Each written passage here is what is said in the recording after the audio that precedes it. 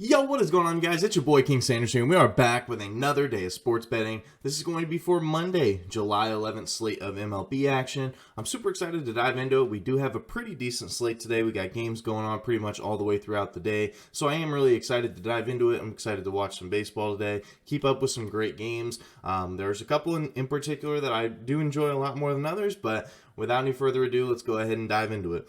First things first, I did just want to go ahead and say that we are still currently on the road to 7,000 subscribers. So if you guys are new, make sure you guys do like, comment, subscribe, and turn on that notification bell so you guys know whenever I post. Next, I did just want to go ahead and give a quick shout out here to all of our members here on the channel. Thank you guys so much for everything that you guys do. And thank you guys so much for giving such a small channel such a big chance, as I always say. It truly does mean an absolute world to me. So thank you guys so much for that. Now, without any further ado, we'll go ahead and do a quick recap as of yesterday. We did end up profiting. We had a profitable day yesterday, but it was crazy. It was an absolute crazy day because our most square pick that we did have ended up losing, which was very, very strange.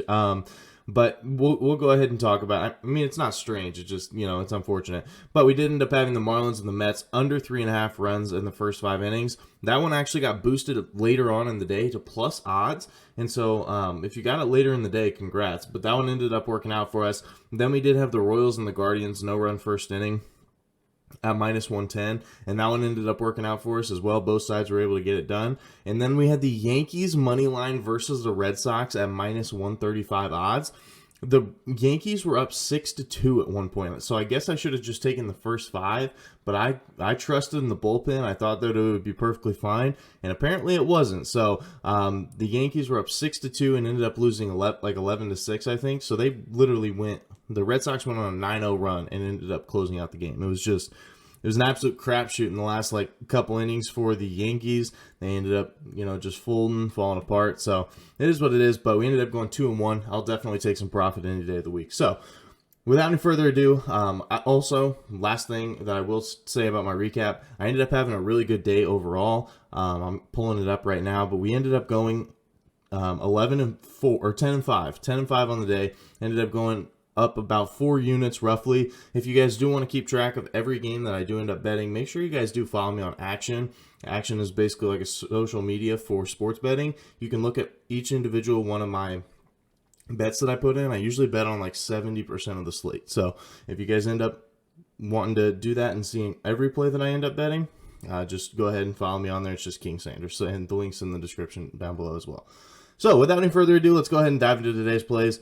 Our first play of the day, we're going to be taking the Marlins and the Pirates over 4 runs in the first 5 innings at minus 110 odds. Now, I know Marlins are one of my favorite teams to target just in general, but it's normally on the under, and it really is. It's normally on the under, but I think this is a really great spot for the over. Now, obviously, Miami is first in the MLB to the over at home. Just over the course of the entire game, they're the absolute best team in the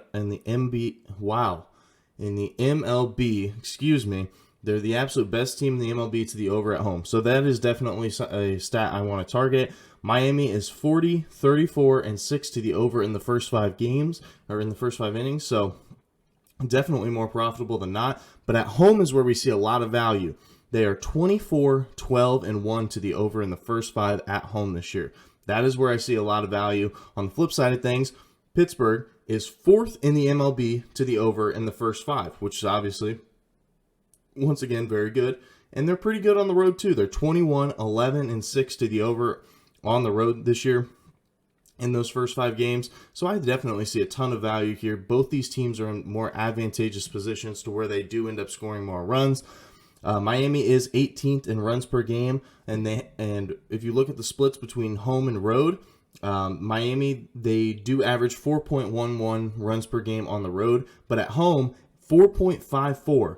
That's a pretty big difference. So they definitely hit a lot better at home this year. So I'm going to be taking my odds with that one.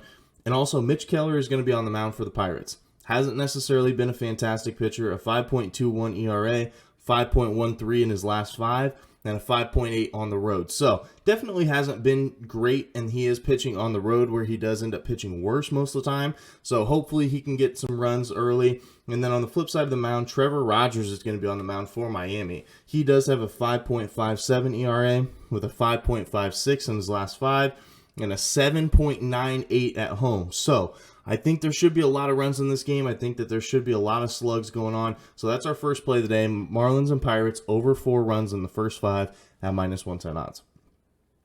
Now for our second play of the day, we're going to be taking the Mets and the Braves under 3.5 runs in the first 5 innings at -115 odds. Now the Mets and the Braves are both top 10 when it comes to defense and runs allowed just in general. The Mets allow the 8th fewest runs per game. Atlanta allows the 9th fewest. So I think that this should be a really close game. Mets are also 21, 21, and 1 to the under in the first 5 on the road. So, it's pretty much 500, but I definitely think that we see some advantages here with Atlanta. They are 44, 37, and 2 to the under in the first 5 just in general, and 23, 19, and 2 to the under in the first 5 at home. So I think that that's a little bit of value there.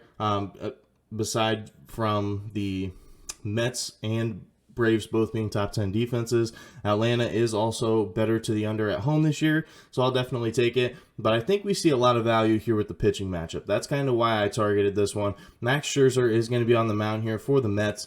He has had a 2.26 ERA over the course of the year, a 2.1 ERA on the road, and a 2.64 in his last 5. So he has been trending in the wrong direction a little bit over his last 5 games, but he just had, I think, like 1 or 2 pretty bad games, and I think that really inflated that. Still, a 2.1 ERA on the road, I'll take that any day of the week.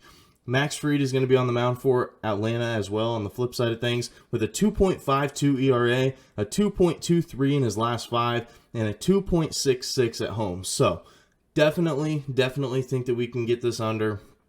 I think it's a great spot to target, battle of the maxes, and I think that it's just an absolute great spot here for the under, especially in the first 5. So we're going to be riding with the Mets and the Braves under 3.5 runs in the first 5 at -115 odds. Now for our third and final play of the day, we're taking this is a weird one, but I'll explain it obviously. But we're taking the Athletics team total over 1.5 in the first 5 innings versus the Rangers at -135 odds.